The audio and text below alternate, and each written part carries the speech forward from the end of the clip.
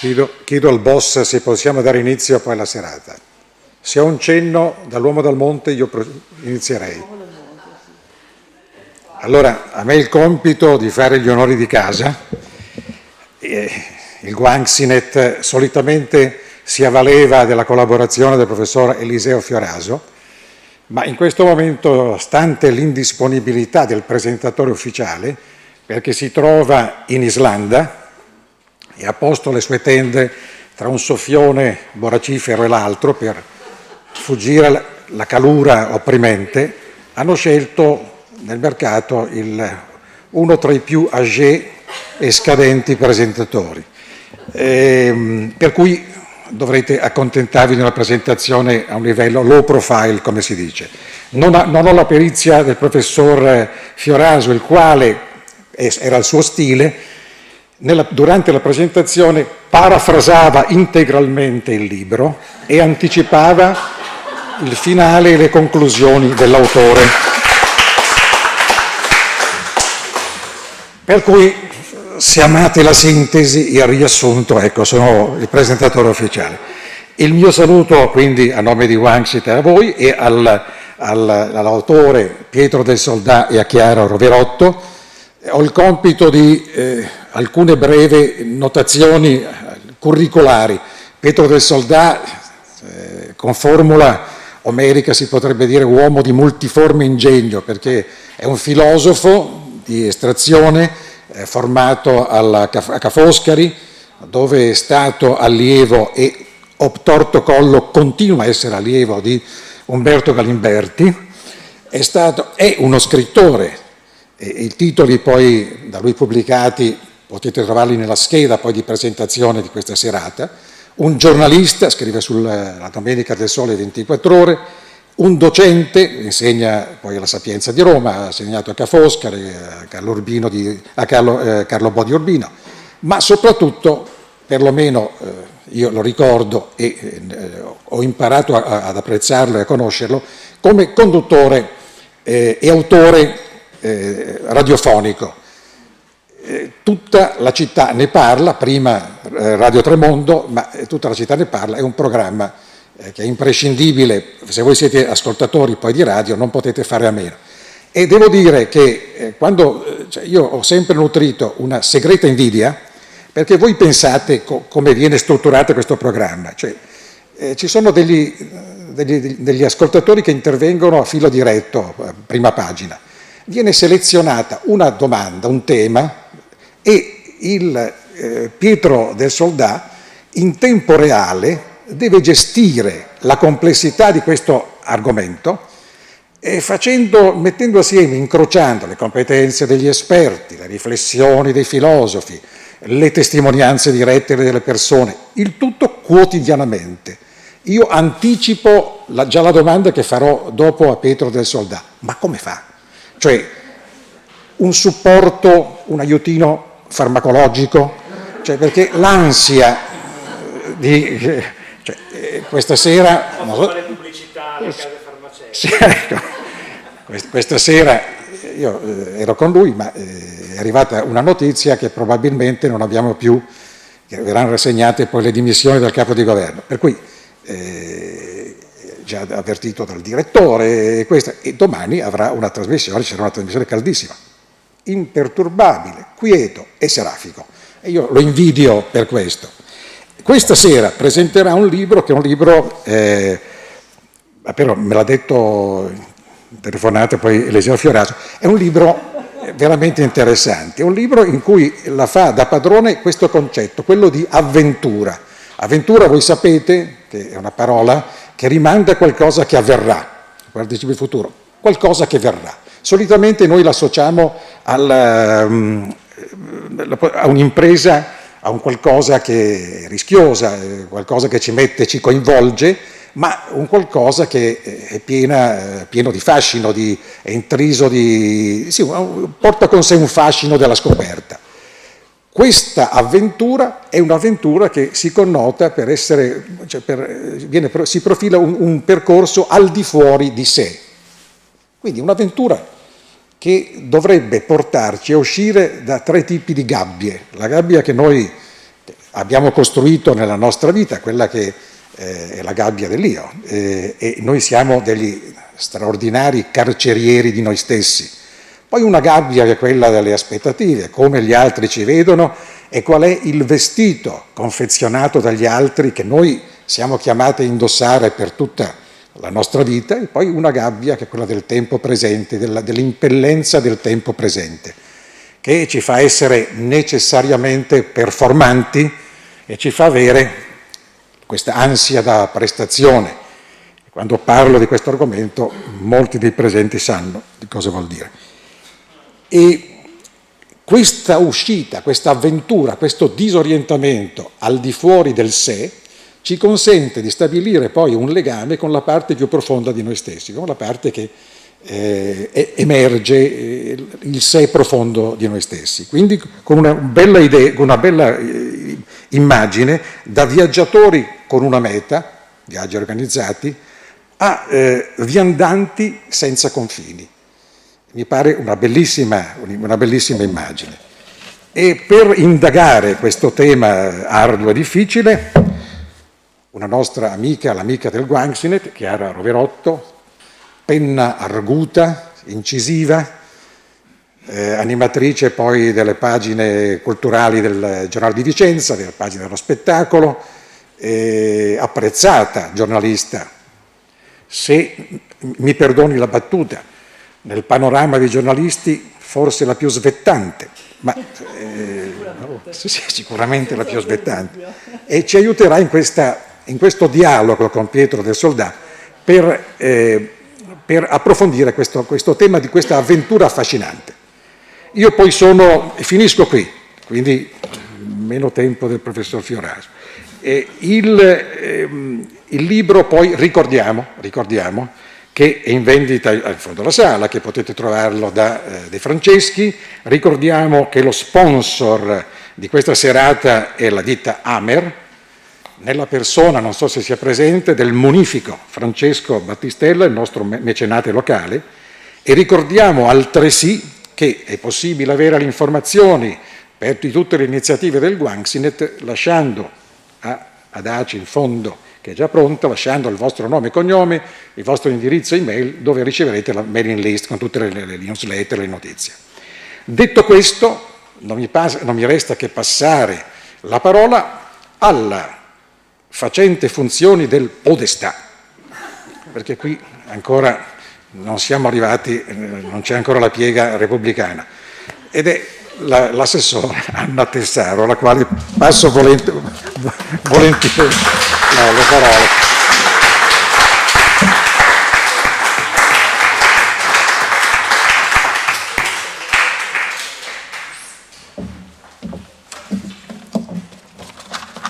Grazie Marco, è un piacere ritrovarti. Io non vorrei aggiungere altro, ma invece è doveroso fare i saluti di benvenuto all'autore, alla giornalista qui presenti con noi questa sera, e un ringraziamento principalmente al Guanxi, oltre allo sponsor, per darci sempre l'opportunità di ascoltare direttamente dalla voce dell'autore i racconti e i testi che vengono scritti, ma soprattutto per permetterci di trovarci altrove in ognuna di queste serate, no?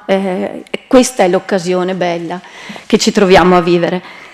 Io ho letto velocemente le prime 27 pagine, credo siano anche le più importanti, le altre riguardano l'avventura, no? che dopo con piacere ognuno di noi leggeremo. E devo dire che mi sono molto ritrovata per tutti i motivi che ha detto Marco e che quindi non starò lì a riaffrontare. Questo senso di disagio, di trovarci concentrati sulle nostre difficoltà, che in questo momento sono moltissime, per il momento che stiamo vivendo. In competizione io direi, per quanto riguarda me, faccio mia l'esperienza soprattutto con noi stessi, perché quello che è l'aspettativa che gli altri hanno su di noi ci mette in questa condizione di lottare tra quello che dobbiamo dimostrare e in realtà la vita che non è quella che vorremmo vivere, così complessa. Come uscirne? Come fare a partire verso questo altrove dove credo ognuno di noi siamo tentati ad approdare?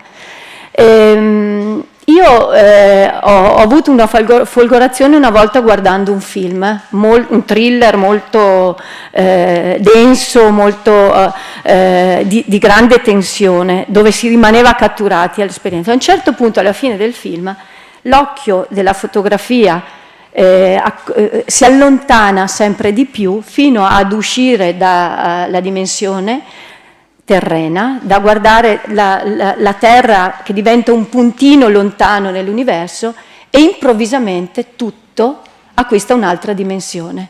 Cioè quel oblò nel quale eravamo chiusi, questo pianeta super riscaldato in questo momento, è diventato un puntino, e noi così sciocchi in quel momento a litigare, a concentrarsi, a vivere in una condizione difficile, non eravamo più niente. Eravamo un punto e nient'altro. E questa cosa ogni volta la rivivo, così come abbiamo fatto le prime volte che ci siamo sdraiati al sole a guardare l'universo, questa immensità sacra dell'universo che ci destabilizza per quanto è vasta. E quindi io un po', quando devo andare verso l'altrove e trovare questa dimensione, lo faccio in questo modo. In questi giorni, Fatalità, il giornale di Vicenza, ha accostato la presentazione dell'autore alle foto, alla prima foto che ci è arrivata dalla NASA, dal satellite web, e credo che ognuno di noi si sia perso in questa grandissima emozione. Io credo che più, per quanto riguarda me, poi sarò molto curiosa di leggere tutto il resto del libro, a volte è più una dimensione mentale che cerchiamo, più che spazio, fisica, quella di uscire da una realtà presente che magari ci costringe o ci affatica. E quindi mi chiedevo come fare. In questo momento quella fotografia mi ha riportato in questa dimensione. Sono molto curiosa di ascoltare tutta la parte che non ho potuto leggere, e vi auguro una buona serata, ringraziando ancora una volta il Guangxi per questa opportunità. Grazie.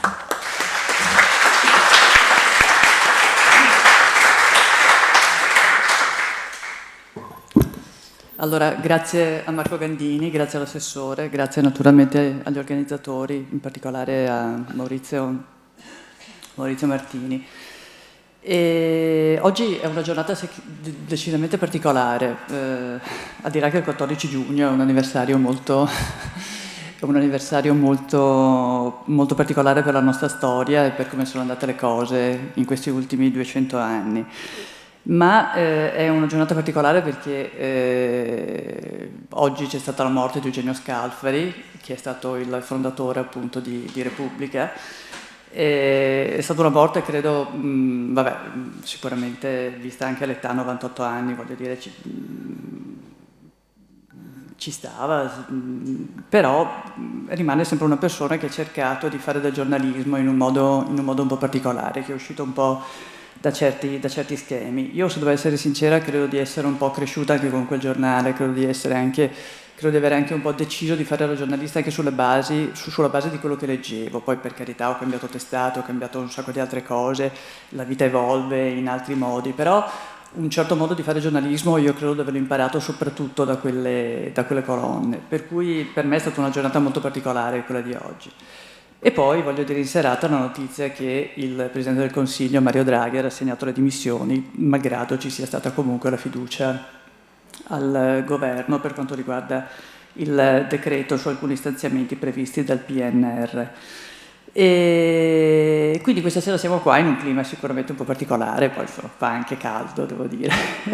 Siamo qui a parlare di un libro che io definirei sicuramente un libro molto, molto interessante, molto allettante, un libro che ha molto da raccontarci e molto da dirci sull'attualità e molto da dirci anche sulla storia.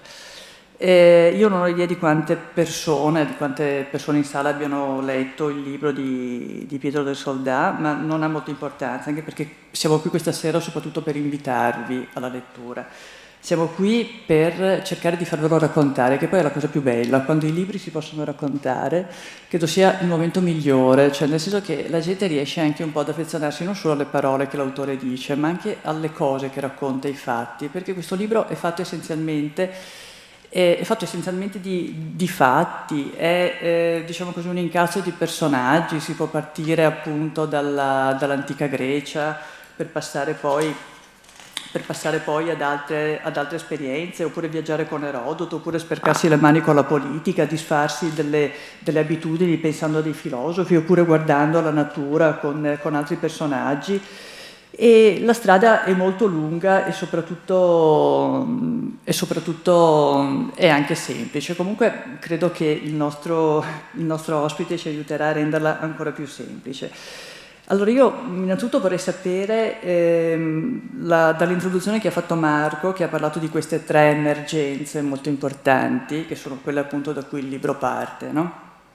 Per cui si parlava appunto dell'io, si parlava un po' della tirannia di questo io, si parlava della trappola delle aspettative e si parlava appunto dell'incapacità che abbiamo appunto anche di aprirci. E questi sono 3 punti fondamentali da cui l'autore parte, però non è che si fermi solamente nient'altro che a questo, diciamo che parte da questo per lanciarci poi delle sfide, delle opportunità, è come se ci lanciasse una sorta di salvagente in alcuni momenti, no? Che questo salvagente però parte anche da lontano.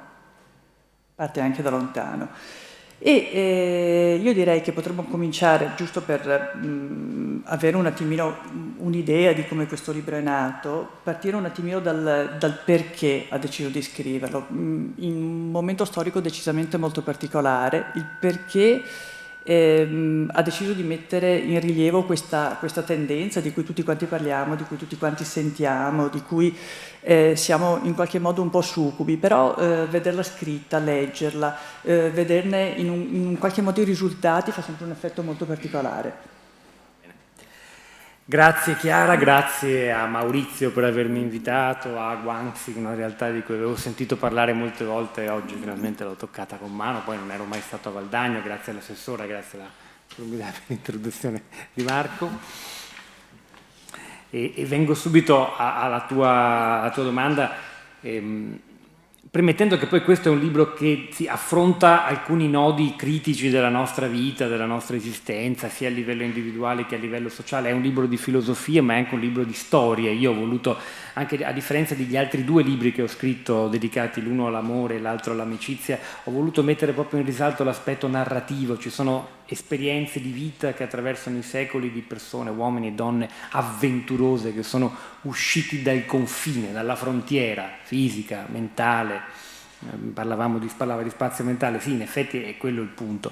Non si tratta solo di viaggiare, di andare oltre, uno può anche viaggiare per il mondo e rimanere sempre lo stesso e non uscire mai da sé, dai propri pregiudizi, dalle proprie ossessioni, dalle proprie abitudini. Perché ho scritto questo libro? Il libro è perché l'avventura. Io, così, sia per il mio lavoro filosofico, sia per il mio lavoro giornalistico quotidiano, durante il quale mi confronto con i problemi di tutti, anche con le storie, con di vita, con le domande degli ascoltatori, mi sono reso conto che c'è qualcosa che ci caratterizza, soprattutto negli ultimi anni, che è una tendenza a chiuderci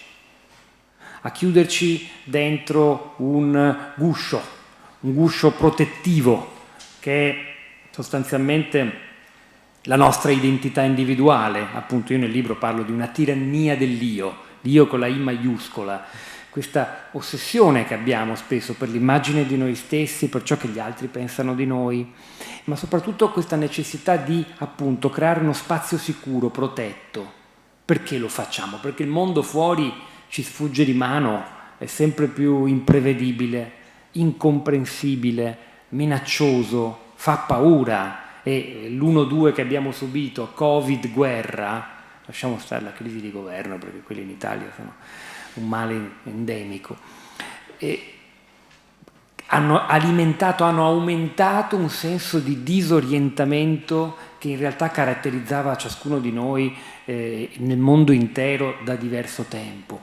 direi almeno da 3 o 4 decenni, quando sono venute meno le grandi narrazioni che almeno davano una spiegazione del mondo, ci siamo trovati di fronte a una realtà nuova, globale, interconnessa, anche piena di opportunità per chi ha la fortuna di poter, o aveva la fortuna di poter viaggiare con facilità, incontrare realtà nuove, conoscere culture diverse. C'è l'ho conosciuto poco fa, un grande esponente di avventura nel mondo, no? Il viaggio è diventato, volendo, anche un'esperienza formativa che si può praticare con facilità mettendosi in connessione con il diverso.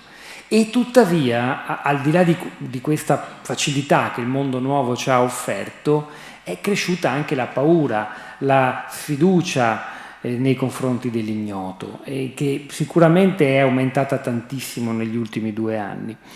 Da questo punto di vista io direi che forse l'elemento che più ci caratterizza è proprio questo. Noi tendiamo a crearci intorno un nucleo, cioè intorno al nostro nucleo, un guscio, un recinto fatto delle nostre abitudini, dei nostri pregiudizi, delle nostre convinzioni, delle nostre idee e delle poche relazioni che abbiamo più rassicuranti, e tutto quello che sta fuori, la società intesa come qualcosa di più grande della cerchia intima e ristretta del nostro piccolo mondo privato, quindi anche la comunità globale con tutti i suoi problemi, l'alterità incarnata dalle persone straniere che magari arrivano nel nostro territorio, le possibilità che il mondo imprevedibile ci offre, tutto questo lo guardiamo con una crescente diffidenza, tendiamo a voltargli le spalle per trincerarci appunto dentro questo guscio protettivo costruito dalle nostre abitudini più rassicuranti.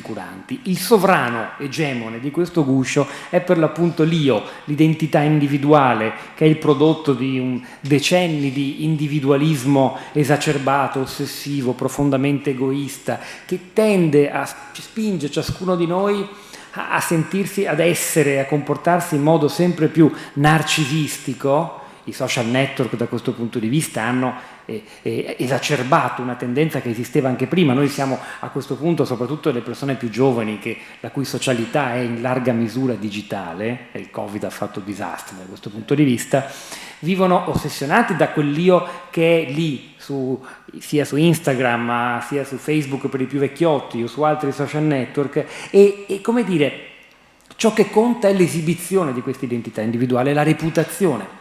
Siamo spinti a vivere dunque sempre pensando al nostro tornaconto personale, al tornaconto di questo io che si impone, che vuole spesso anche prevalere sugli altri io. C'è un forte istinto di competizione. Io da anni con i miei libri giro per esempio le scuole e sono rimasto sorpreso dall'alto tasso di competitività che c'è anche nei ragazzi delle scuole secondarie, che me l'hanno proprio detto, si sono identificati con questa narrazioni che ho fatto anche con il mio libro precedente, dove parlo molto di competizione. E gli altri dunque cosa sono? Diventano degli avversari in una continua gara, sia a livello professionale o scolastico sia a livello privato, no? Ci si esibisce sperando di apparire sempre un po' meglio degli altri, come se la felicità passasse attraverso un senso di superiorità nei confronti del prossimo. Quindi gli altri ridotti a competitor, avversari nella gara continua, oppure pubblico che ci deve ammirare, valutare. Siamo appunto ossessionati. L'altro fattore di crisi del nostro tempo, oltre alla tirannia dell'io, è quella che chiamo nel libro la trappola delle aspettative. Siamo costantemente pressati dalla valutazione che gli altri dovrebbero dare delle cose che facciamo. Un po' come se ci fosse una giuria invisibile che ci segue sempre, anche quando siamo da soli. E viviamo sempre con questa idea che venga dato poi un voto, no? Cosa succede sui social network che di nuovo aumentano questa tendenza? Mettiamo un pezzettino della nostra vita che poi è sempre selezionato, filtrato, editato, va messa la posizione migliore, il pezzo migliore delle nostre vacanze, il nostro risultato professionale, e che cosa? Sì, noi diciamo che stiamo condividendo, ma in realtà noi ci stiamo aspettando approvazioni, like, condivisioni e magari anche un po' di invidia oltre che di ammirazione, no? Ecco, questo contesto che ha poi come ulteriore fattore critico quello che Marco ha già citato. Io uso una parola inglese, l'ossessione per l'immediatezza, per il tornaconto immediato. La parola inglese è short termism, cioè l'ossessione per il corto termine. È una parola che si desunta dall'ambito finanziario, no? Tu investi dei soldi e speri che ti rendano qualcosa a breve termine.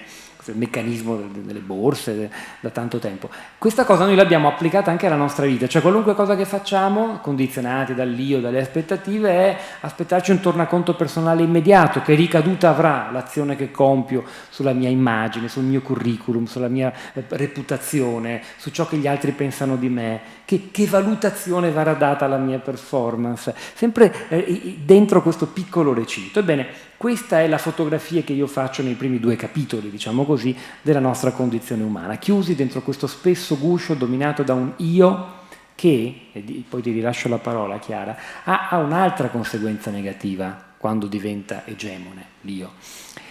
Non solo rinchiudendoci dentro questo guscio fatto delle nostre poche certezze, convinzioni, abitudini rassicuranti, ci perdiamo un bel pezzo di mondo a cui non andiamo incontro, ma sacrifichiamo anche molta parte di noi stessi. Perché questa costruzione di identità individuale che si impone, che dobbiamo sempre lì come se fosse un totem, coltivare, curare, limare, filtrare, far apparire al suo meglio, impone che noi facciamo un sacco di rinunce. Noi abbiamo anche al nostro interno una grande complessità, una grande varietà di desideri. Questo i grandi filosofi della Grecia classica, Platone e Aristotele, l'hanno colto molto bene. Ciascuno di noi è un coro polifonico di voci, di forze che ci tirano in direzioni contrarie. Abbiamo un mare dentro, oltre che fuori.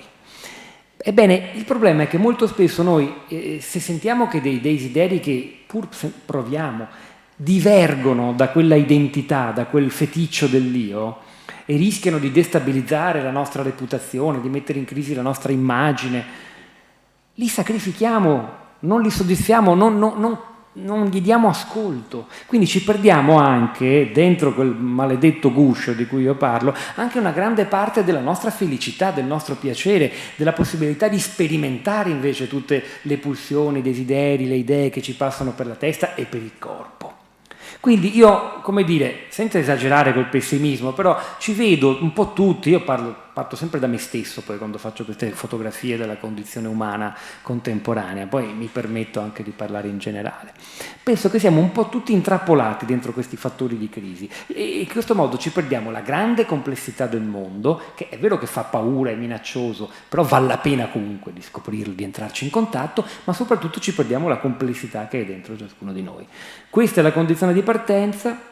Nel libro io propongo una serie di storie, magari le affrontiamo se vuoi raccontandole, perché effettivamente poi è un libro che me l'hanno detto, quasi tra la narrativa e la filosofia, storie, avventure, esperienze di persone che nei secoli, anche molto diverse tra di loro, hanno varcato la frontiera, sono andati oltre il confine della propria cultura, della propria psiche, delle proprie abitudini, alla scoperta di nuovi mondi, come lo scienziato dell'Ottocento, lo grande scienziato della natura Alexander von Humboldt, che ha passato anni tra l'Amazzonia e le Ande, oppure una formidabile viaggiatrice che si chiamava Isabelle Eberhard, che alla fine dell'Ottocento ha vissuto attraversando, immergendosi nei deserti del Nord Africa, vivendo e raccontando esperienze straordinarie, oppure la Grecia antica, Erodoto e Montaigne. Ti rilascio la parola. Esatto, però ecco, di queste cose magari cercheremo di entrare un attimino nel merito, facendoci raccontare queste storie che poi sono un po' il perno del libro. Quindi voi avete, da quello che vi ha detto Pietro, avete colto qual è la premessa del libro, no? Quindi la premessa è quella di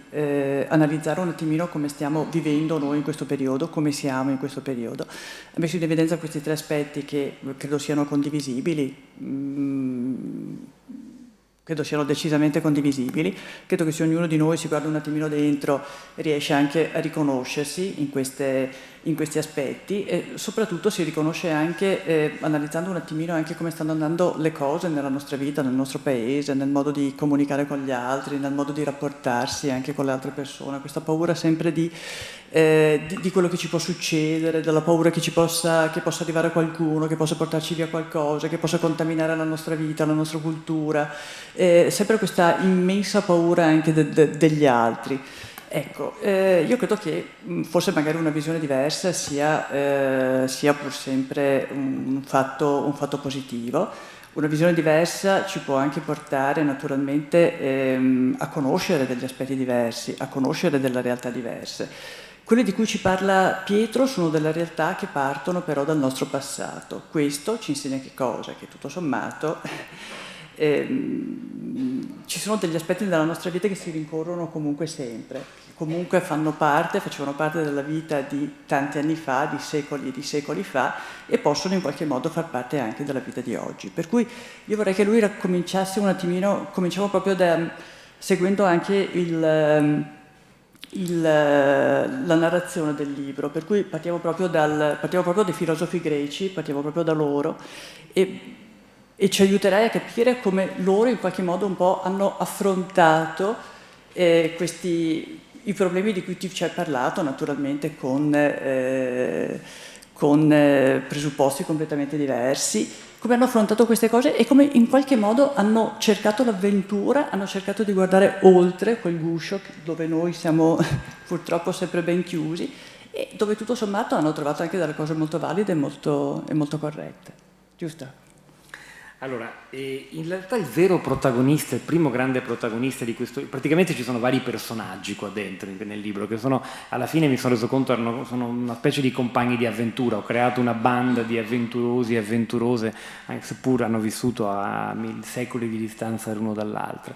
E il primo vero protagonista che ha proprio determinato poi il mio pensiero e la stesura del libro non è un filosofo, è quello che è considerato il padre della storia, il primo grande narratore, quello che al liceo ci hanno raccontato fu il primo a mettere per iscritto delle storie collettive, e cioè Erodoto, questo formidabile narratore nato sulla costa dell'attuale Turchia, da Licarnasso, nella prima parte del V secolo a.C., che è passato alla storia nei millenni come il raccontatore delle guerre persiane, le due grandi guerre che nel 490 e nel 480 a.C.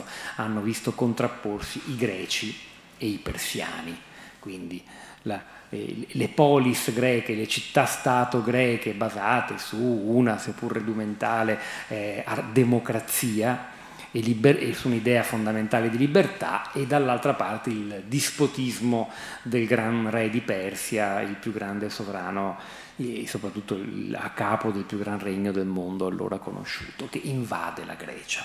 Voi dite che c'entra questo con l'avventura? C'entra per due ragioni. Uno, il personaggio di Erodoto, che è formidabile, è ormai, diciamo, c'è una sterminata produzione di critici e storici che hanno cercato di capire se Erodoto ha veramente viaggiato così tanto come lui sembra dire nei 9 libri delle sue storie. Ora il consenso è sul sì, almeno in gran parte lui è stato nei luoghi che descrive, ed è il primo greco, pur figlio lui nasce a cavallo tra due culture, perché in realtà è soggetto a un regno che è vassallo del re di Persia, però è di cultura greca, quindi nasce alla frontiera tra due mondi, ed è il primo che, usando la lingua greca, rivolgendosi, perché poi dopo tante vicissitudini va a vivere ad Atene, e rivolgendosi al pubblico ateniese che si sentiva, come dire, il depositario della cultura, della filosofia, della poesia, della libertà, è il primo che racconta anche vicende dei barbari. Lui dice nel proemio delle storie: io racconterò le grandi gesta dei greci e dei barbari, tutte le grandi imprese umane che meritino di essere raccontate. E questa era già la rottura di un tabù, di una frontiera. Ma soprattutto lui racconta mondi che è andato a vedere con i suoi occhi, rompendo dunque anche quella frontiera tra il vedere e l'agire. No? Per lui le cose meritavano di essere conosciute direttamente, solo così si potevano poi mettere per iscritto o anche raccontate. Lui era anche un grande oratore. Le storie sono in fondo la trascrizione di queste sterminate conferenze che faceva nella città di Atene. L'oggetto principale però sono le guerre, la contrapposizione tra Grecia e Persia. In particolare, quindi grande viaggiatore lui, attraversatore di frontiere, uomo che si appassiona e si incuriosisce anche delle abitudini, delle usanze più strane, perfino di quelle sessuali di popoli barbarici che fanno cose incredibili per l'occhio del greco, eppure lui le racconta infatti lui è considerato quasi un proto-antropologo, è il primo grande appassionato della diversità culturale. Ma la cosa formidabile è il racconto che lui fa di una battaglia. Io da lì parto, prendo le mosse e cerco di raccontarla in breve per farvi capire quanto è centrale per me questo racconto. La battaglia di Maratona, probabilmente ne avrete sentito parlare, è la più famosa battaglia dell'antichità, quella che nel 490 a.C. gli ateniesi combattono per difendersi dall'invasore persiano, che è sbarcato a, leggenda vorrebbe, 42 chilometri, ma insomma qualche decina di chilometri dalla città di Atene. Perché i persiani invadono Atene? La devono punire, perché qualche anno prima Atene e un'altra città greca, che si chiama Eretria, hanno fatto uno sgarbo imperdonabile al re di Persia. Hanno mandato un aiuto militare, delle navi, alle città dell'Asia Minore che si sono ribellate contro il re di Persia, che volevano tornare nella sfera greca e liberarsi quindi da questa sudditanza. La ribellione è stata soppressa nel sangue, ma il re di Persia, Dario, non può accettare che rimanga impunita questa cosa. Deve punire i greci, in particolare gli eretriesi e gli ateniesi, che hanno osato mandare delle armi ai ribelli. Organizza questa gigantesca spedizione. Badate che io mi sono trovato a scrivere queste cose ben prima dell'invasione russa in Ucraina, poi ci sono delle analogie spaventose che via via mi si dipanavano davanti agli occhi. Arriva l'esercito persiano fatto di tutte le legioni che vengono dai territori dell'Asia sottomessi al re, per popoli diversi, anche con abbigliamenti diversi, un esercito di schiavi obbligati a combattere, che vengono mandati a morire a Occidente, no? Un po' come i soldati russi, poveri ragazzi russi mandati a morire magari dalle steppe mongoliche in Ucraina. Il racconto che fa Erodoto, bellissimo, è tragico, è quello dell'attacco, perché prima di attaccare Atene attaccano la città di Eretria, perché viene prima, loro vanno via mare, attraversano l'Egeo, arrivano in alto, l'isola di Eubea e attaccano Eretria. Ora, il racconto che lui fa, anzi diciamo così, lo fa e lo fa anche fare a un personaggio ateniese, Milziade, è molto importante non solo per capire le guerre persiane, è pieno di concetti filosofici che secondo me servono anche a noi oggi, lettori di Erodoto 2 millenni e mezzo dopo, proprio come consiglio per stare nel mondo. Arriva il nemico, i cittadini di Eretria lo sanno che la fine è vicina o comunque c'è uno scontro finale con un nemico molto più numeroso. Che cosa fanno loro? Fanno l'errore più grave che si possa commettere e infatti gli ateniesi devono giudicare e cercare di comportarsi diversamente. Il nemico è alle porte, la vita porta la sfida più minacciosa. Loro, gli eretriesi, semplicemente non fanno niente, cioè rimangono chiusi.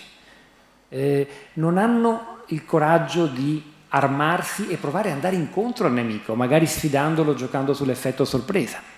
Quella è una strategia possibile.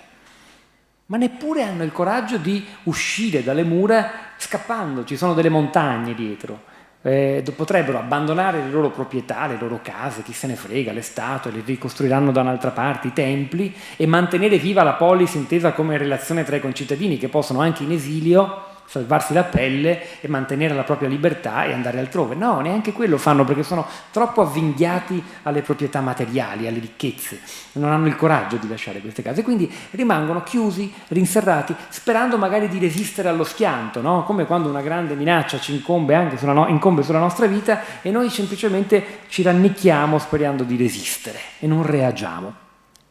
Questa strategia o non strategia adottata dai cittadini di Eretria, Erodoto la indica descrivendola col peggiore dei concetti, diciamo così, cioè come dire, il peggiore dei mali che affligge gli eretriesi perché si comportano così. Questo concetto è una parola greca che a noi sembra può suonare innocua. Stasis è una parola che se noi la traduciamo in italiano potrebbe significare molto banalmente immobilità, cioè questi non fanno nulla, non si muovono, non vanno verso il nemico, non scappano, rimangono lì. Parola neutra, no? C'è un pericolo, rimango fermo, sperando che passi la tempesta. In greco, non solo per Erodoto, ma anche per i grandi filosofi successivi, per Platone, per Aristotele, stasis ha un altro significato, che è molto più interessante, sempre legato all'immobilità. Stasis è la guerra civile, è il disaccordo interiore che può lacerare all'interno sia una città che anche un singolo individuo. Aristotele dirà che la stasis è ciò che caratterizza l'anima del malvagio, l'uomo che ha una disarmonia interiore e non riesce a governare se stesso ed è dunque infelice. Che c'entra, voi direte, la guerra civile con l'immobilità? Beh, c'entra, perché Erodoto la descrive molto bene questa cosa.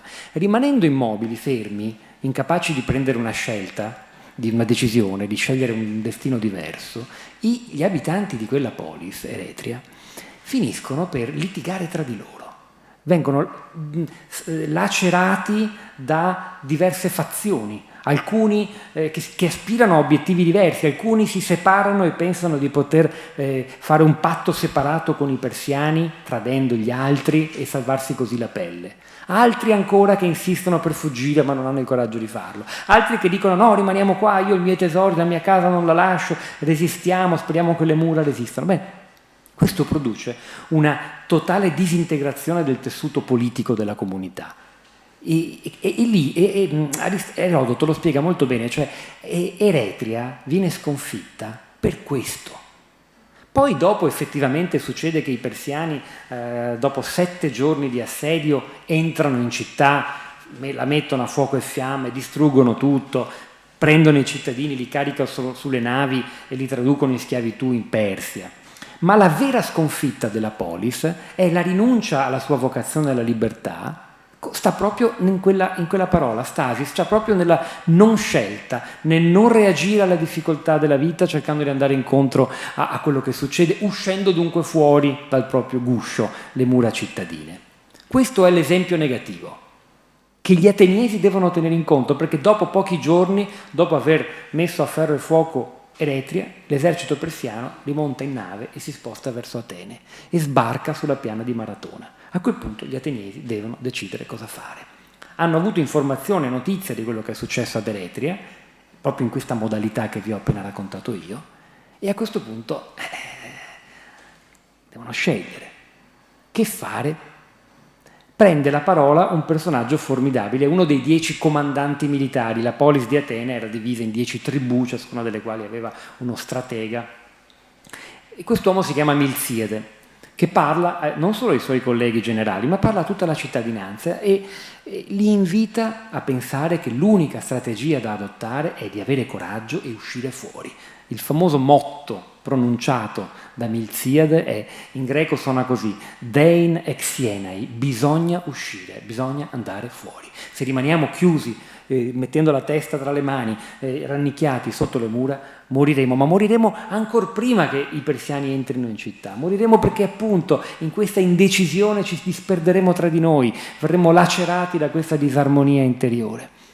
E quindi l'unica scelta da prendere per mantenere intatta, dice Milziade, la nostra libertà è andare verso il nemico. Atene era la città della libertà, la parola greca è eleutheria, una parola bellissima che implica lo sciogliere i vincoli, i legami. Soltanto 30 anni prima era diventata una città finalmente libera, si era liberata degli ultimi tiranni che la dominavano, era quindi autogovernata dai suoi cittadini. E badate, non c'era solo la libertà, c'è anche un'altra parola sacra che Milziade dice dobbiamo difendere a costo della vita. Questa parola in greco è isegoria, che vuol dire sostanzialmente l'eguale diritto di parola. Tutti i cittadini devono partecipare alle decisioni comuni dell'assemblea. Questi due sono i cardini della vita della proto-democrazia ateniese. Per difenderli, dice Milziade ai suoi colleghi generali e a tutta la cittadinanza, noi non possiamo chiuderci noi stessi, perché nel momento in cui lo facciamo, già in quell'istante perdiamo la nostra libertà e anche la nostra capacità di dare a tutti la parola e di prendere le decisioni insieme. Dobbiamo, per mantenere fede alla nostra natura, uscire fuori. rinunciare alle protezioni offerteci dalle mura cittadine e andare verso il nemico. Questa strategia li porterà sulla piana di Maratona, mentre i persiani sbarcano dalle navi, a realizzare il più formidabile attacco a sorpresa della storia militare dell'antichità. I militari ateniesi, i temutissimi opliti, che in quanto liberi combattono con molto più ardore, perché loro combattono per convinzione, per difendere ciò in cui credono, la libertà appunto, avranno la meglio sul terreno in un formidabile corpo a corpo con i persiani colti di sorpresa, che pur molto più numerosi alla fine ripiegano, risalgono sulle navi, cercano di attaccare Atene da un'altra parte sbarcando sul porto del Pireo, ma nel frattempo gli opliti corrono di nuovo verso Atene a schierarsi in difesa della città. A quel punto i persiani rinunciano e se ne vanno, e così finisce sostanzialmente la prima guerra persiana. Poi ci sarà un'altra grande guerra 10 anni dopo che gli ateniesi vinceranno di nuovo nella battaglia di Salamina, sempre uscendo fuori dalla città, in quel caso addirittura lasciando che i persiani la distruggano, un grande esodo di massa che li porterà altrove e poi a sconfiggere il nemico nelle acque di Salamina. Un esempio di un modo che Erodoto, secondo me, con grande profondità filosofica, non è solo un narratore, lui trasmette non tanto e non solo alla comunità, ma anche ai singoli.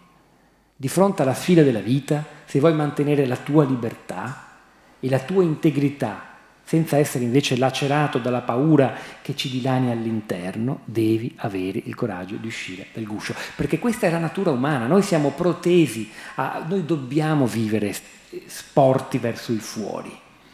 Molti filosofi del Novecento, il più famoso dei quali è Martin Heidegger, parlava di questa parola esistenza, ribadendo come l'esistere è un venire da, è un provenire da qualcosa, sporgendoci sempre oltre la situazione presente. Questo sbilanciamento oltre la frontiera è ciò che più corrisponde alla nostra natura. Ovviamente per vivere una tensione di questo tipo dobbiamo mettere in crisi quella tirannia dell'io e quella trappola delle aspettative di cui parlavamo prima. Ecco, allora come Pietro vi ha spiegato molto bene in questo racconto appunto della guerra, della battaglia che c'è stata appunto tra gli ateniesi e i persiani, arriviamo sempre al punto della libertà, di avere il coraggio di fare qualcos'altro, di fare dell'altro, di guardarci e di dire dobbiamo in qualche modo andare oltre, dobbiamo andare al di là di qualcosa, per cui scegliere il rischio per assaporare la libertà e poi difenderla, come un tempo fece Atene, per così dire, aggredita dai persiani. Se noi dovessimo dire adesso che cosa possiamo fare per uscire da questa nostra incapacità, forse, da questo io che ci continua naturalmente a soggiogare. Ecco, la nostra avventura adesso quale potrebbe essere? La nostra guerra, tra virgolette, quale potrebbe essere? Guerra usata naturalmente con, io odio la parola guerra è stata quasi una sfida per me dare una narrazione in positivo, certo, di un evento come la guerra, però l'ho fatto perché è molto chiaro nella descrizione che Erodoto fa di questa grande battaglia il suo valore simbolico, e soprattutto perché si tratta di una difesa della libertà, di un'affermazione della libertà, che tra l'altro, scusami così, certo, chiudo anche il capitolo se qualcuno è appassionato di storia antica o di Grecia, che riguarda quella idea di libertà. Erodoto, mentre dopo aver detto che i greci gli ateniesi devono fare questo per rimanere liberi, dice anche che la libertà però non è che sia soltanto una prerogativa degli ateniesi, come se per una ragione etnica scorresse nelle loro vene soltanto il sangue giusto per essere liberi, ma infatti proprio in quei passaggi dove parla della battaglia di Maratona dice anche che la libertà agli ateniesi è stata data da due tirannicidi, due che hanno avuto il coraggio, l'ardire di uccidere il tiranno, che erano di origine fenicia probabilmente, quindi barbarica. E perché lui e poi dice anche non solo la libertà, ma anche molte conoscenze degli ateniesi, molta della loro scienza, il loro alfabeto ha origini straniere, e lo dice proprio lì in questi passaggi, quasi a fugare il sospetto che la libertà sia solo una prerogativa del popolo superiore. No, la libertà è di tutti, quella che loro difendono a rischio di morire nella battaglia di Maratona è la libertà dell'essere umano in quanto tale, persino dei soldati persiani contro cui combattono. Questo è il punto fondamentale. La libertà è di tutti, se no non è libertà, non esiste la libertà prerogativa di un unico popolo, di un'unica comunità. Venendo alla tua domanda, e non la eludo, Avventura, sì. Anche se è la più difficile. Ora, cosa c'entra l'avventura? L'avventura è una parola che io ho messo al centro di questo libro, un po' perché amo i viaggi e i racconti di avventura da quando sono piccolo, ma perché la parola avventura ha in sé un potenziale magico quasi. Mi ha ispirato moltissimo qualche anno fa la lettura di un formidabile breve saggio di un filosofo, sociologo tedesco che si chiamava Georg Simmel, uno dei più acuti interpreti della modernità europea, che nei primi del Novecento faceva proprio questa riflessione sulla parola avventura. Il saggio si chiama Una filosofia dell'avventura, che poi è il sottotitolo del mio libro, è proprio un tributo a Simmel. Che cos'è un'avventura? È per forza un viaggio in Islanda come il professore assente, o in Amazzonia come Alexander von Humboldt, il protagonista del mio libro, o in India o in Africa? No, lui dice l'avventura è un'esperienza particolare perché interrompe il ritmo monotono delle nostre vite. Si differenzia, diciamo, da tutte le altre cose che facciamo e che compongono la nostra biografia, in quanto appunto interrompe il ciclo delle nostre abitudini. Noi abbiamo bisogno di abitudini, abbiamo bisogno di ripetizione di gesti, perché sennò non riusciremo a campare, non staremo al mondo, però abbiamo anche quest'altro bisogno, di spezzare la routine. L'avventura si configura cioè come un'esperienza, dice lui, che interrompe, ci fa deragliare, se vogliamo, dal nostro percorso quotidiano, ordinario, ma non fa solo questo. Perché se fosse solo un'interruzione della normalità, l'avventura avrebbe delle caratteristiche simili anche a un incidente, una disgrazia, oppure al contrario una gioia inattesa, cioè vincere la lotteria, oppure fare un incidente di macchina. Queste sono cose che ci cambiano nel bene e nel male e interrompono la normalità. L'avventura però fa qualcosa di molto più importante, oltre a spezzare le abitudini.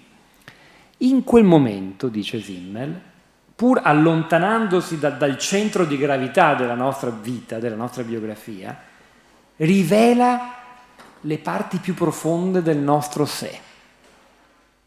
Dice anche un altro filosofo, Yankelevich, molto importante per il mio libro, l'avventura, proprio in quanto è apertura all'imprevedibile ed esce fuori dal cerchio del noto, porta alla luce le nostre inclinazioni più profonde, quelle che invece nella ripetizione quotidiana delle nostre routine tendiamo a sacrificare. Quindi dice Simmel, l'avventura usa un ossimoro, è eccentrica e centrale, parla di eccentrica centralità. È eccentrica perché se noi immaginiamo la nostra biografia come qualcosa che orbita intorno a un centro, come dei satelliti intorno a un pianeta, effettivamente l'avventura prende la tangente, esce fuori dall'orbita, spezza completamente, ci porta altrove, ci fa vivere sensazioni che non abbiamo mai provato e ci fa entrare in contatto con cose che non conoscevamo. Però nello stesso tempo, dice lui, questa esperienza tangenziale fuori dall'ordinario mantiene un contatto misterioso, usa più volte questo aggettivo il filosofo tedesco, con il centro della nostra vita. Cioè, è vero, rompe tutto, ci porta lontano dal nostro io, eppure proprio in quel momento fa venire alla luce quello che siamo più profondamente, le nostre inclinazioni più vere che troppo spesso tendiamo a sacrificare. Quindi è anche un'esperienza straordinariamente creativa, anche se non ci porta a produrre qualcosa di concreto, un libro, può essere qualunque cosa un'esperienza avventurosa, una gita in montagna, un viaggio all'altro capo del mondo, oppure anche a 2 passi da casa, oppure un incontro con una persona nuova che ci porta fuori alla luce delle cose di noi stessi che non sapevamo di avere, un'opera d'arte, una musica, una lettura formidabile. Abbiamo parlato tanto di libri in macchina con Chiara, una lettura che ci illumina, ci apre uno squarcio, ci porta fuori da noi stessi, ma è un fuori che però non è solo sballo, delirio, È un fuori che ci consente di entrare ancora di più in contatto con noi stessi. Questa è la definizione filosofica dell'avventura da cui io prendo le mosse. Chiaramente può assumere qualunque forma, dipende da noi. Quindi per me è anche impossibile risponderti quando tu mi chiedi che avventura possiamo vivere oggi, dopo 2 anni di chiusura pandemica, dopo con la guerra, la crisi sociale ed economica che arriva e che fatalmente ci porterà ancora di più a rinchiuderci in noi stessi.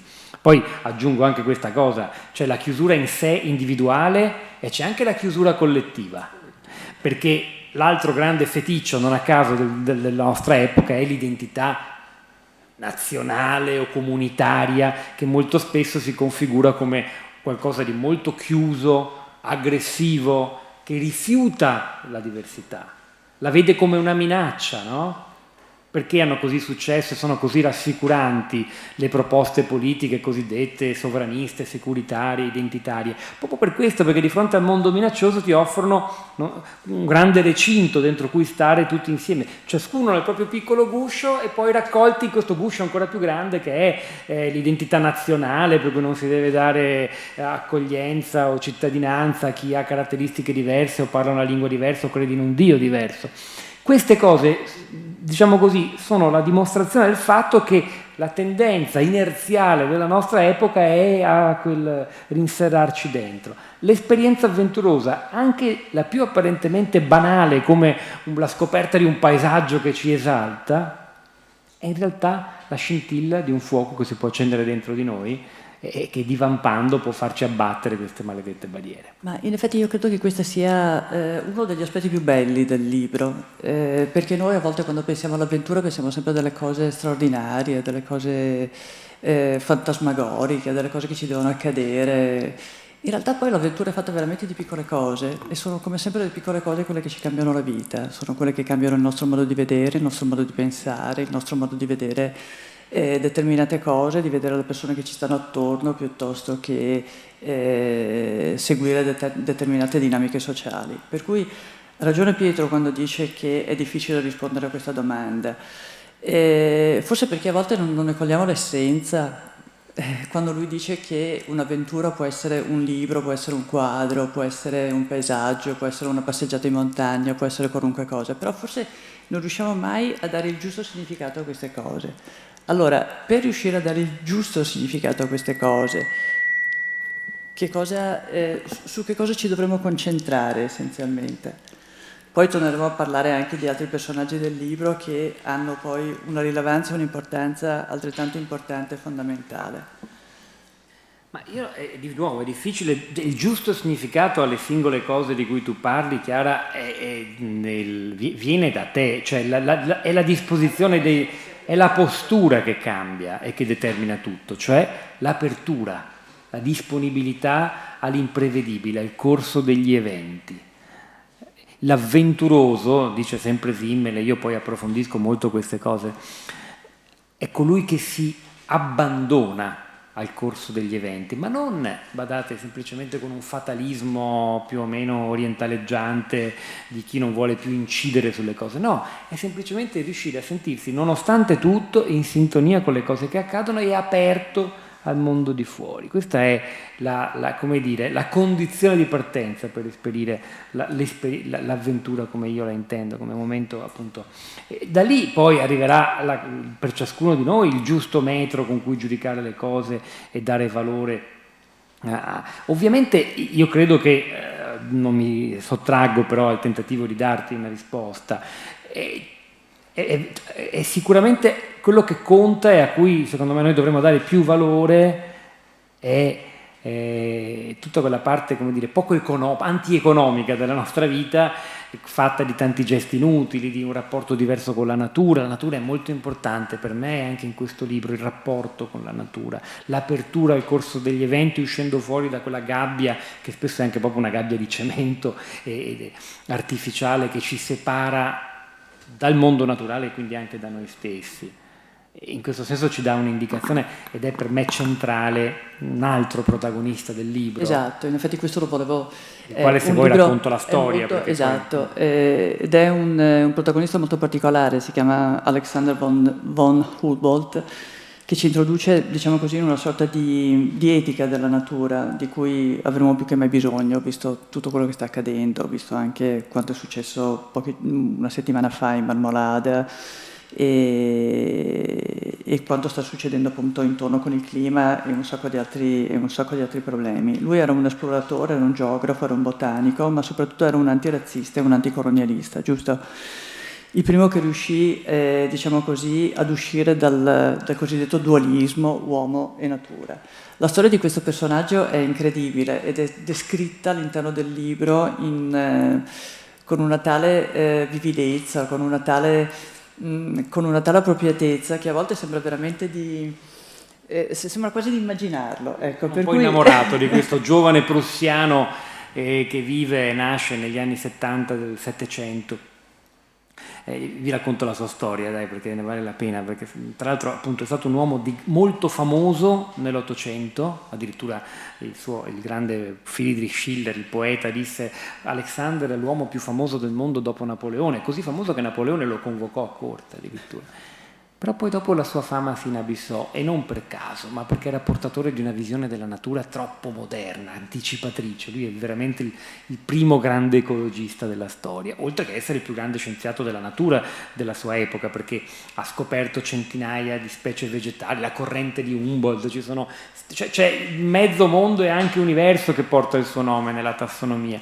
Ma soprattutto lui mi ha colpito, mi sono veramente letterariamente innamorato di lui, perché aveva una grande, già da ragazzino, nostalgia di un mondo che pure non conosceva, aveva un languore dell'altrove, voleva andare altrove, viveva in questa famiglia aristocratica prussiana con una madre molto severa, voleva conoscere il mondo, aveva letto i diari di viaggio di Thomas Cook, di Louis-Antoine de Bougainville, i grandi esploratori che avevano viaggiato nei mari del sud, leggeva di questi mondi formidabili con specie animali, vegetali, una natura meravigliosa, e lui voleva andare lì, voleva uscire dal guscio della società prussiana ricca in cui era costretto. Aveva una passione formidabile sin da bambino per ogni specie animale, passava le giornate tra le piante, nei boschi, a dar la caccia agli insetti e agli animali, studiava le rocce. Era talmente brillante che quando il grande Goethe, grande poeta tedesco, lo conosce, Goethe ha 40 anni, è già famoso, ha scritto I dolori del giovane Werther, Alexander von Humboldt è un ragazzo, ha 20 anni, scrive questa cosa: Alexander von Humboldt è così geniale che stare un'ora con questo ragazzo mi fa imparare più cose che stando una settimana a chino sui libri, perché era un pozzo di entusiasmo, di curiosità, però non aveva il coraggio di partire. Questo altrove che agognava e sognava nei mondi lontani rimaneva soltanto così, una chimera, perché la madre possessiva, severa, gli impediva di partire, e lui, pur avendo tutta questa curiosità, intelligenza, esuberanza, non aveva il coraggio di disobbedire alla madre. Accettò di fare degli studi regolari e divenne molto giovane, poco dopo i 20 anni, un funzionario delle miniere prussiane, un ispettore delle miniere. Quindi non proprio una botta di vita, diciamo così. Sì, certo, anche durante questi anni lui ha fatto delle cose, ha studiato le pietre, ha inventato una lampada che rimaneva accesa nei cunicoli per i minatori e anche un tubo per portare l'ossigeno, migliorando così la qualità della vita dei poveri minatori prussiani dell'epoca. Ma ovviamente questo non gli bastava. Ma non c'era niente da fare, questa madre severa, arcigna, castrante, possessiva non lo faceva partire. Poi a un certo punto, quando Alexander è già grande, perché ha 27 anni e stiamo parlando della fine del Settecento, la madre muore, una malattia la porta via. Succede la seguente cosa: Alexander e anche il più famoso fratello Wilhelm della Humboldt University di Berlino, il ministro dell'istruzione di Prussia, perché erano due fratelli formidabili, tutti e due si sentono talmente addolorati che non vanno nemmeno al funerale di questa povera donna. Proprio era la loro carceriera, almeno mentalmente. Pochi giorni dopo Alexander si licenzia, manda a quel paese le miniere prussiane, eredita dalla madre una fortuna enorme e investe tutti questi soldi nella difficilissima organizzazione del suo primo grande viaggio, la prima grande spedizione. Non sa nemmeno dove vuole andare, pensa ai mari del sud attraverso la Francia, ma poi dalla Francia c'è la guerra in corso, non si riesce a partire, tutte le navi sono requisite dai militari. Poi arriva la corona di Spagna, va a Madrid, il re di Spagna gli concede una licenza per andare a visitare le colonie del Sud America. Lui organizza con un amico botanico questa prima grande spedizione, approda in Venezuela e inizia uno dei viaggi più formidabili della storia. 5 anni tra il cuore dell'Amazzonia e le vette andine, scopre un fiume che collega l'Orinoco e il Rio delle Amazzoni. Da solo, con un amico e 2 portatori, arriva a 6.000 metri d'altezza su un vulcano dell'Ecuador che si chiama Chimborazo, con le attrezzature, le calzature dell'epoca, continuando a misurare la temperatura, l'umidità, l'azzurrità del cielo con il cianometro. Scopre un'infinità di cose, ma soprattutto scopre le culture indigene e si rende conto del fatto che queste civiltà presuntamente selvagge non hanno nulla da invidiare, non c'è una gerarchia rispetto all'Europa che si sente superiore. Quindi diventa anche non solo un amante della natura selvaggia dell'America Latina, ma anche appunto un anticolonialista. Pensate che lui tornerà in Europa e racconterà i suoi viaggi a un ragazzo venezuelano allora sconosciuto che viveva a Parigi, che si chiamava Simón Bolívar, e con la sua capacità di persuasione, perché Bolívar lo riconoscerà questo, lo spingerà poi a tornare in Venezuela a diventare l'eroe dell'indipendenza del suo e di altri paesi latinoamericani, tanto per dire l'importanza. Poi nel suo viaggio sudamericano conosce talmente tante cose che il presidente degli Stati Uniti, Thomas Jefferson, lo convoca alla Casa Bianca e lo tiene lì 2 settimane per fargli raccontare tutto quello che sa, perché neppure gli Stati Uniti conoscono così bene quello che diventerà poi il loro giardino di casa, il Messico e anche gli altri paesi. Quindi un uomo che acquisisce una conoscenza straordinaria, diventa antischiavista, litiga con Jefferson sulla schiavitù, perché invece Jefferson gli schiavi ce li ha ancora, antirazzista e anticolonialista. Ma la cosa formidabile è che lui, perché io l'ho messo nel libro innanzitutto, perché incarna l'andare oltre le frontiere, viaggerà tutta la vita, andrà ovunque, andrà oltre i 60 anni, percorrerà 15.000 chilometri nelle steppe siberiane per studiare le specie vegetali. Quindi è un uomo che non conosce la frontiera nazionale, è prussiano ma vive a Parigi, poi ama Londra, quindi è anche molto cosmopolita. Creerà la prima vera rete di comunità scientifica internazionale, metterà con il telegrafo a contatto tra loro migliaia di scienziati, dunque mettendo in forma quella che è oggi la ricerca scientifica basata sulla condivisione di informazioni. Noi abbiamo avuto il vaccino prodotto da questa collaborazione, no, tra scienziati di tutto il mondo, il progenitore di questa cosa è ciò che aveva in testa Alexander. Ma soprattutto il meccanismo fondamentale filosofico che mi ha affascinato di più, lui è l'uomo che supera tutte le frontiere e così facendo supera anche la frontiera tra uomo e natura. Lui era figlio di un'epoca iniziata alla fine del Cinquecento, inizi del Seicento, la modernità, quando nasce la scienza moderna, condizionata da una filosofia, per esempio quella del grande Cartesio in Francia, che vedeva l'uomo da una parte, sostanza pensante, e la natura, res extensa, materia estesa, inerte, senz'anima, sotto l'uomo, a disposizione dell'uomo, quindi pronta per essere conosciuta, sì, ma anche dominata, conquistata, saccheggiata, depredata. Questa è l'origine della scienza e della tecnologia, anche del grande progresso europeo, no? Di cui noi godiamo anche i benefici, per carità, però basandoci sempre su questa idea che c'è l'uomo e la natura, la cultura e la natura, una barriera, i filosofi direbbero ontologica, tra l'umano e il naturale. Alexander, l'uomo che supera le frontiere, mette anche in crisi davvero questo dualismo, perché capisce che così non è. Capisce che il mondo è una unità cosmica di cui l'uomo fa parte. Lui va sempre alla ricerca di analogie tra le specie animali e vegetali delle zone diverse del mondo, analogie tra i comportamenti umani e le specie animali, e intuisce che dunque noi siamo semplicemente parte di un grande organismo, ma non solo lo intuisce, lo prova con le sue scoperte.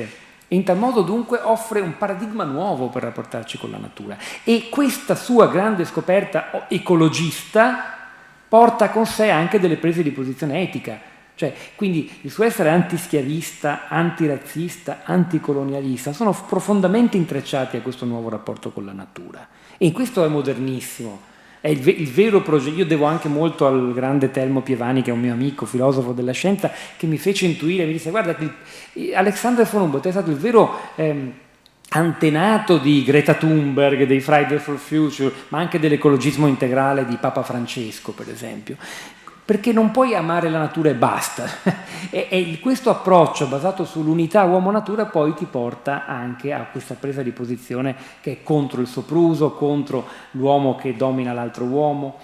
Ma ce lo siamo persi per strada. Ce lo siamo persi per strada totalmente, però gli eventi naturali recenti e anche le tragedie ce lo continuano a ricordare. In questo senso dunque, ma è una cosa molto bella. Io sono arrivato a capire queste cose seguendo le vicende di un ragazzo che voleva andare altrove, che voleva partire, che voleva l'avventura, voleva uscire dal confine del mondo noto per andare nell'ignoto.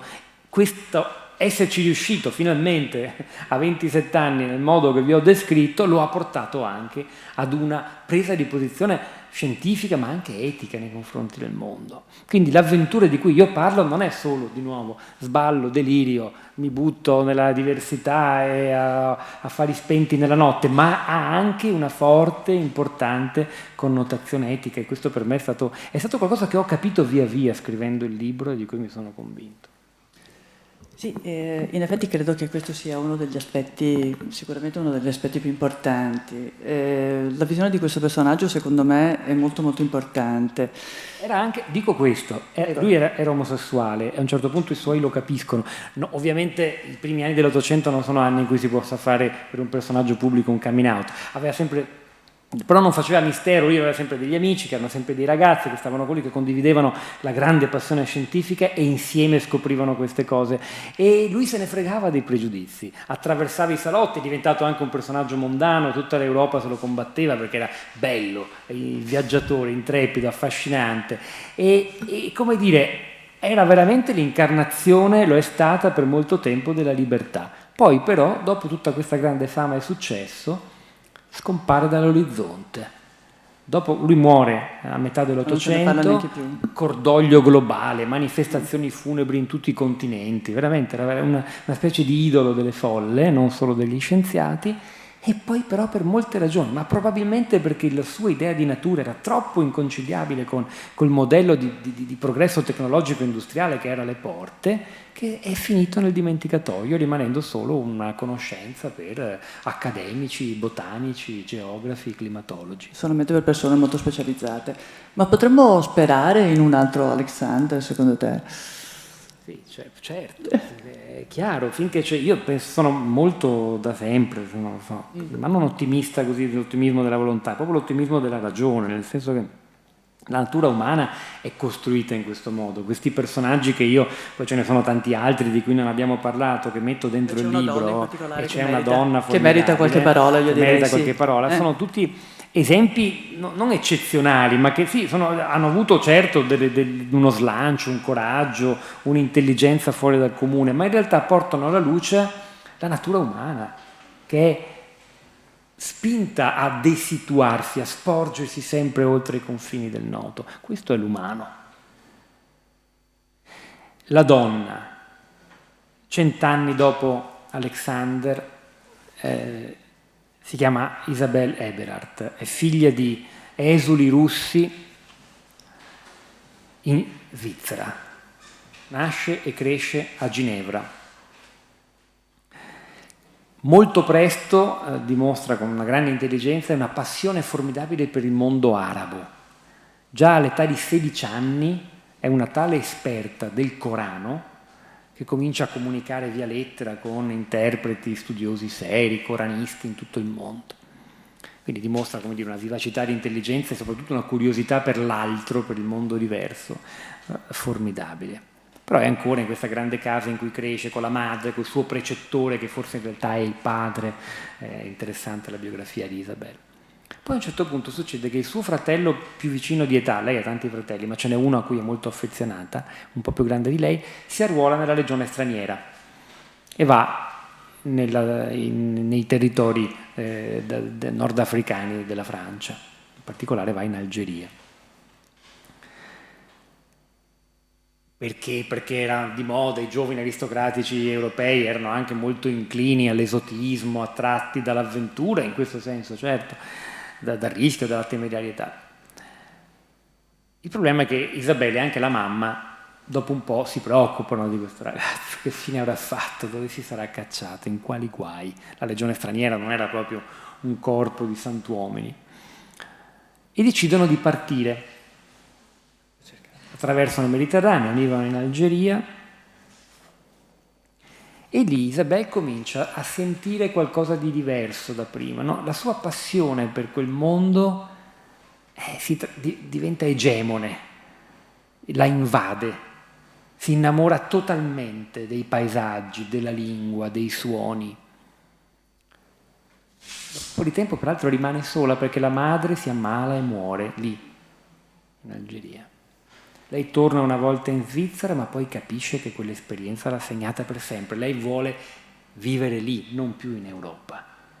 Ritorna e fa un'operazione che anche questo è un attraversamento della frontiera, se vogliamo, quella di genere, perché capisce che come donna lei non può andare liberamente e conoscere il mondo musulmano, ergo, con una capacità anche attoriale formidabile, si traveste da uomo e diventa uomo, si dà un'identità di studioso di origini libanesi. E se la bevono tutti questa balla che si inventa, tutti la scambiano per un uomo. Riesce addirittura ad entrare in una confraternita di sufi, vivendo dunque un'esperienza di religiosità mistica. Entra addirittura nei meccanismi dell'apparato coloniale per conoscerlo dall'interno, sta tra i beduini, vive delle esperienze, diciamo che potrebbe essere una versione femminile di Lawrence d'Arabia, se non fosse che Lawrence d'Arabia ha avuto una risonanza e un ruolo politico che lei non ha avuto. Ma questa giovane donna più si addentra in questo nuovo mondo, in questa nuova vita, più scopre qualcosa sulla natura umana e comincia a scrivere. Lei fu una scrittrice formidabile, di racconti in particolare, ma scrive anche pagine molto dure contro il colonialismo della Francia, contro anche lei, contro l'idea di una superiorità della cultura europea, contro il razzismo, contro il maschilismo, in questo senso anche del mondo musulmano che lei ama. Questi personaggi hanno delle cose in comune. Molte cose in comune. Sì. E io mi sono lasciato sedurre dalla sua prosa, riporto anche brani interi dei suoi diari di viaggio. Purtroppo la pubblicazione delle sue opere ci sono in italiano, ma poca roba e meriterebbe probabilmente più attenzione. La cosa che più mi ha colpito è che anche lei attraversa varie frontiere, quella fisica tra l'Europa e l'Africa, quella di genere, perché diventa uomo anche se non sacrifica la propria femminilità, al punto che conoscerà, si innamorerà di un giovane e si sposerà con lui, anche se insieme manterranno il segreto e non sveleranno a nessuno che lei in realtà è una donna, perché ciò gli impedirebbe di fare tutte le cose meravigliose che fa, le avventure incredibili che vive in mezzo al deserto. E poi a un certo punto c'è l'epilogo finale. Lei muore a 27 anni, che poi è una data fatale perché sono morti in tanti giovani dannati del Novecento, no? James Dean, John Belushi, a Janis Joplin, ma insomma qua stiamo parlando di un secolo prima. E muore per amore, muore perché vuole incontrare a tutti i costi il suo giovane sposo, si trovano in un'oasi del deserto che miracolosamente nella notte nel deserto viene travolta da un'alluvione. A volte succede, forti precipitazioni sui monti dell'Atlante hanno determinato un bacino d'acqua impetuoso che si riversa di sorpresa, travolge la capanna di fango in cui lei dorme e muore. Molti fogli manoscritti si sparpagliano nella sabbia e nel fango, ma un generale francese, un generale buono, che l'aveva conosciuta, conosceva anche il suo segreto e aveva capito la ricchezza di questa ragazza e anche il suo talento di scrittrice, ordina ai suoi soldati di cercare il più possibile nel fango i fogli scritti per raccoglierli e in questo modo salva una piccola parte della sua produzione letteraria che noi oggi possiamo leggere. Anche questa donna costantemente proiettata oltre la frontiera verso l'avventura e che le sue avventure poi riesce a raccontare mirabilmente in lingua francese, è a mio modo di vedere un altro esempio. Sì, appartiene a un altro mondo, all'esotismo di fine Ottocento, anche lei è un'aristocratica, certo, però il modo, la postura che lei adotta nei confronti dell'ignoto a me ha parlato tantissimo, mi ha fatto battere il cuore più forte. Allora, voi avete notato con quale maestria, con quale enfasi, con quale dolcezza anche in alcuni momenti Pietro racconta di tutti dei personaggi appunto che ci sono all'interno del libro. Ecco, quando voi comincerete, se alcuni l'hanno già letto, seppure alcuni cominceranno a leggere questo libro, ecco, sentirete accanto a voi un po' la voce di Pietro, io credo, che leggerete praticamente le stesse identiche cose che vi ha raccontato questa sera, cioè nel senso che sono scritte talmente bene, sono scritte talmente coinvolgenti, talmente in alcuni momenti sono dotte, in altri momenti sono tagliate in un modo un po' diverso, però la lettura è decisamente molto molto interessante, molto coinvolgente e soprattutto, voglio dire, molto attuale. Allora, io volevo chiedere, innanzitutto se c'era qualcuno tra il pubblico che voleva fare qualche domanda, che voleva porre a Pietro qualche domanda. Siamo qua e siamo più che mai disponibili. Se qualcuno se la sente, naturalmente, nulla è obbligatorio, sia chiaro. Ecco, abbiamo anche un po' di musica di sottofondo adesso, il che non guasta. Il che non guasta. Allora, bene, io direi che possiamo ancora continuare ancora un po' allora con la nostra conversazione. Allora, abbiamo parlato di queste persone straordinarie, abbiamo parlato della difficoltà che è insita in noi nel guardarci intorno, nel guardare fuori, nel riuscire a percepire la nostra vita in un modo un attimino diverso. Ecco, c'è qualche strumento, c'è qualcosa, al di là di tutte le cose che tu ci hai parlato, di cui ci hai parlato, c'è qualcos'altro che possiamo aggiungere, diciamo così, per poter cominciare, non dico a vivere in maniera diversa, però magari a comportarci in maniera un po' diversa, ad essere un po' più curiosi verso le cose che ci stanno attorno. Hai dato tu la parola, a secondare la nostra curiosità, che spesso sacrifichiamo ad altre preoccupazioni, emozioni. Spesso la curiosità ci sembra anche dispersiva perché abbiamo degli obiettivi,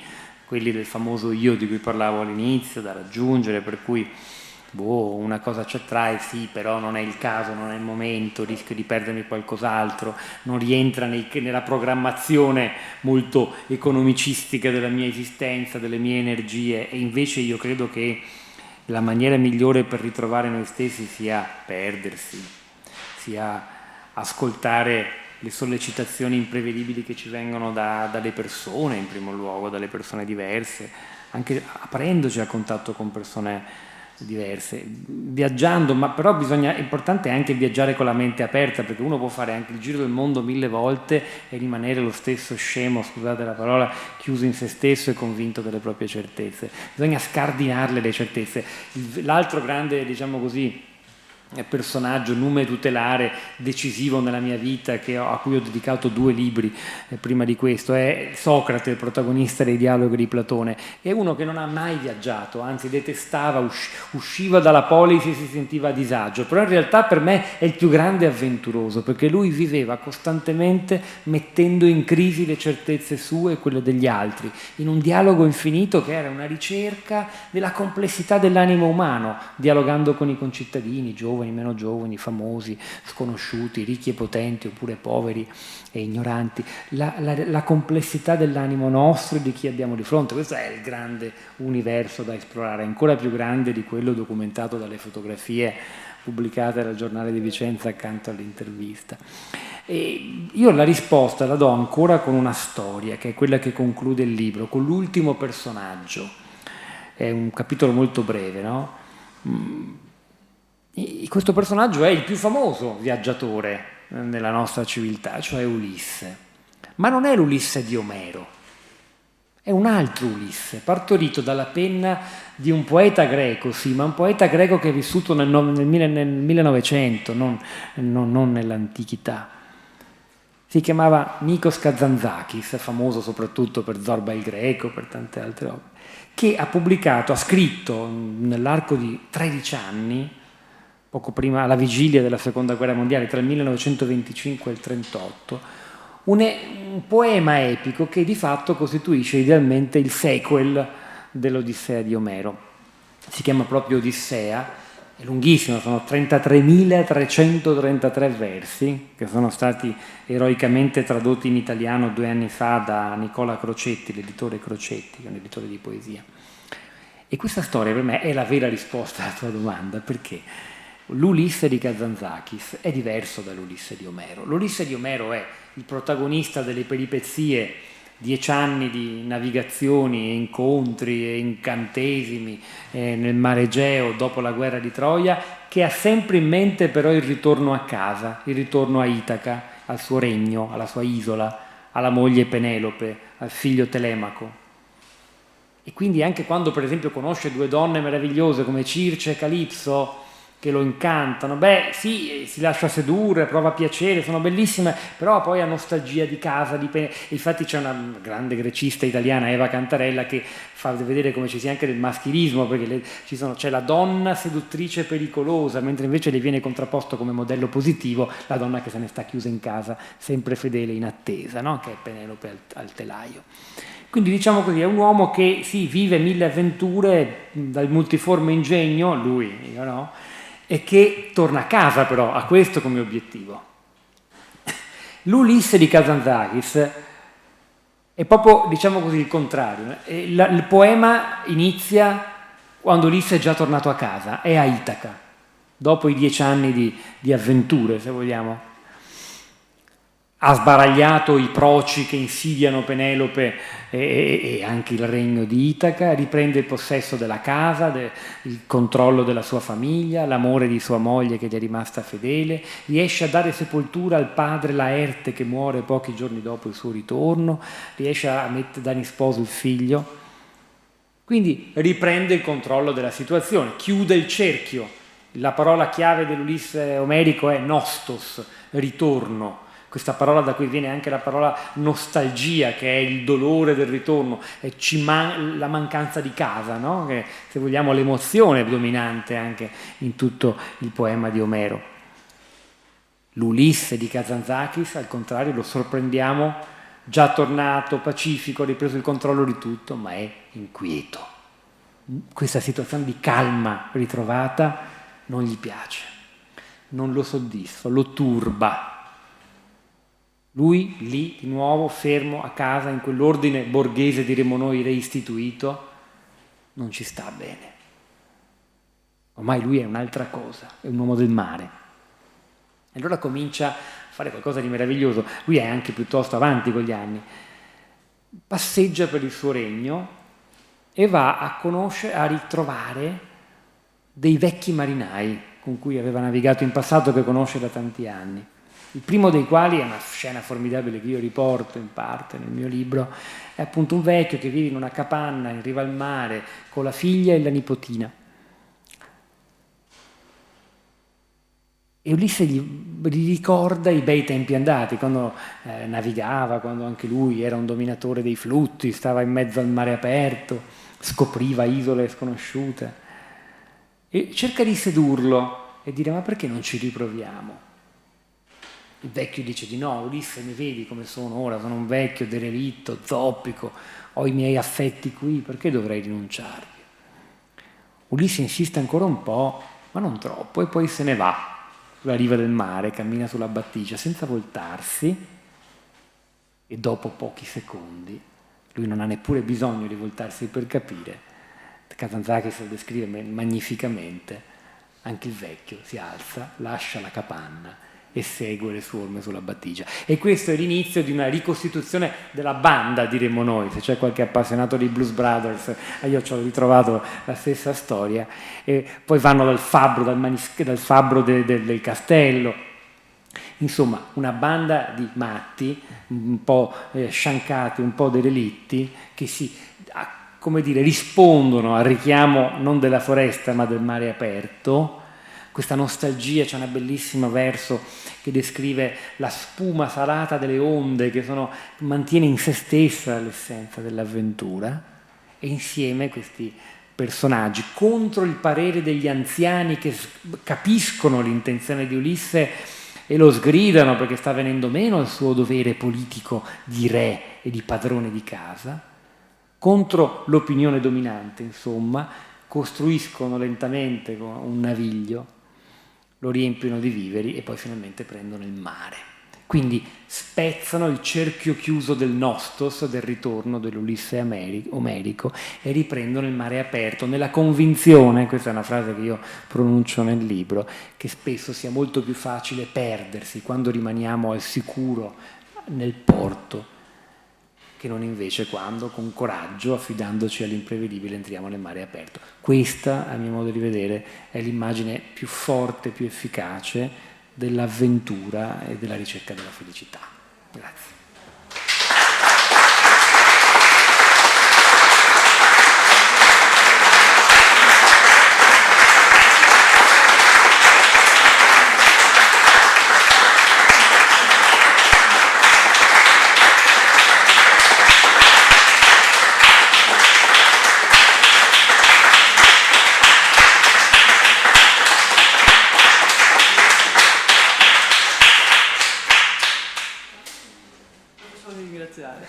Grazie anche a Chiara, un applauso.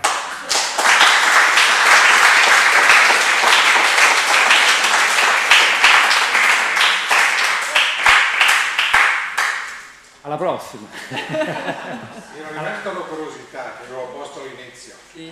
Come fa Pietro del Soldato? Quella è una domanda senza risposta. A fuggire, a sottrarsi all'incalzante tempo presente, alla contingenza presente, che ogni mattina lo porta a essere conduttore di tutta la città ne parla. Qual è la sua... Infatti Marco non è detto che io ce la faccia, io dico che ce la dovete fare voi, io purtroppo soccombo, no scherzo.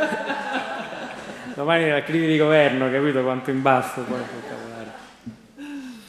scherzi a parte, no, ma in realtà il mio lavoro radiofonico è importante per questi libri, perché non sono solo, io ho due vite, diciamo, faccio il giornalista e poi ho studiato tanto filosofia, ho fatto un dottorato, ho lavorato all'università, però in realtà questo mio tenere un piede e un occhio dentro la realtà, la quotidianità, la contemporaneità è poi un alimento fondamentale delle riflessioni che faccio nei libri, quindi sono un debitore grato anche del lavoro, anche se a volte è un po' un lavoraccio, però come dire, forse se non ci fosse stato quello non ci sarebbero neanche questi libri.